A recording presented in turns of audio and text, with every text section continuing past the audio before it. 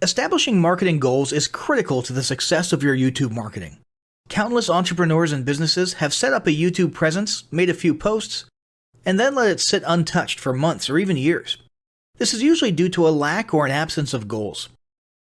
So, before you even begin establishing any sort of YouTube presence or strategy, you need to establish clear marketing goals. Your goals should be specific, measurable, and attainable. They can be long-term, short-term, or a mix of both. Deadlines and milestones can be helpful as well. I want to increase my social following would be an example of a bad goal that will likely result in your marketing efforts petering out for a while because there's no specific milestones. I want to gain 1,000 likes by Christmas is an example of a good goal. It's specific, measurable, and certainly attainable. Below are some examples of the various goal categories you might be interested in. First up, there's traffic to websites, and here we're talking about sales, leads, or just content marketing. Probably one of the most popular goals of YouTube marketing is to funnel your YouTube traffic back to your own web properties. After all, most businesses don't do business on YouTube per se. You're leveraging YouTube to obtain traffic and convert that YouTube traffic into brand followers, leads, prospects, and customers. So maybe your goal is to get people to a landing page with a free offer where they can subscribe to your list and become a lead. Maybe they're being sent to a sales page or an e-commerce store. Maybe you just want to do some content marketing, so you send them to your blog. Whatever the case, the end goal for a lot of businesses will likely be bringing YouTube traffic away from YouTube and over to their own web properties. Next up, there's social following, which we like to call YouTube as autoresponder.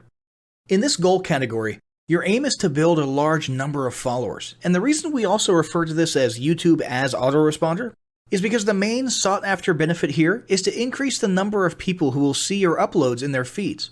In this sense, your YouTube posts become similar to sending out email broadcasts via your autoresponder. If you grow a large enough community, this can be very beneficial, and if your content is engaging enough to get a lot of traction in the form of likes, comments, subscribes, and shares, you can significantly increase the range of your organic reach into people's feeds. Next, there's passive presence. Some businesses might have purely passive goals. Simply being present and discoverable inside of YouTube is a benefit that has wider appeal and greater utility than you may think. In many cases, a company's YouTube presence might supersede or at least augment what was once the role of a blog, assuming most of your content can be conveyed in the form of videos or attached to videos. When people come across this content of yours and they look at your channel, they can see some basic info about your brand or business, and you can get some traffic to your website. The same approach can also be used for events, communities, and brands. After that, there's brand awareness. Another goal that's less thought about might be spreading brand awareness and recognition. If you're just starting out, there's a good chance your brand might be in need of a jump start.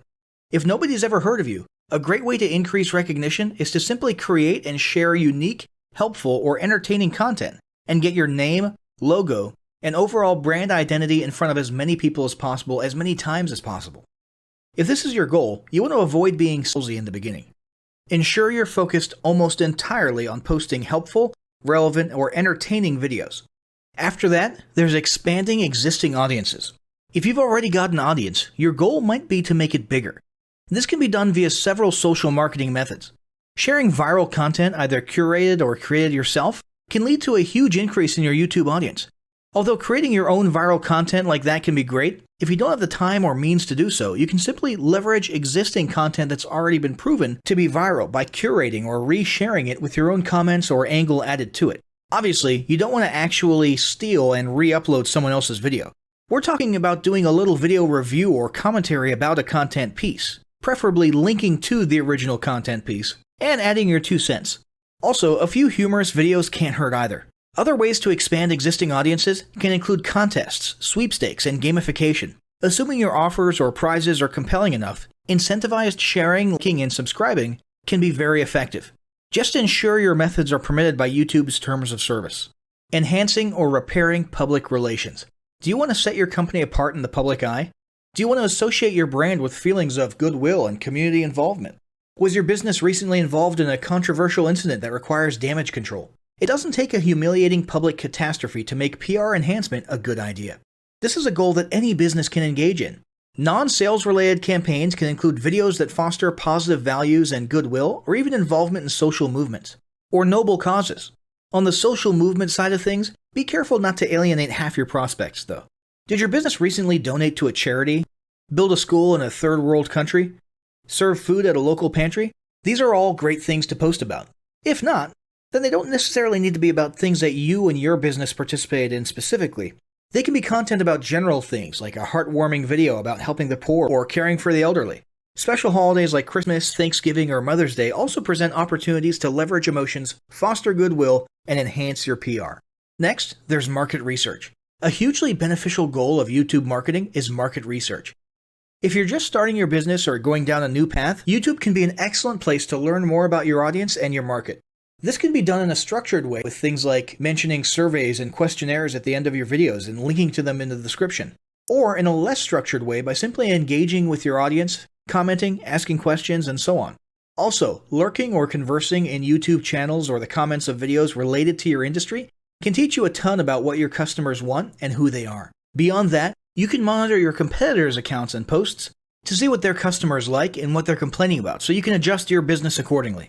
Creating your own channel, posting, and engaging in it is another great way to get a constant stream of market and audience data flowing into your business. Ultimately, your goal should be to come up with 1 or 2 ideal customer avatars that you can then base your marketing and product development on. All of the goals you've learned about in this section require some sort of presence on YouTube. Getting that presence started is what we're going to talk about next.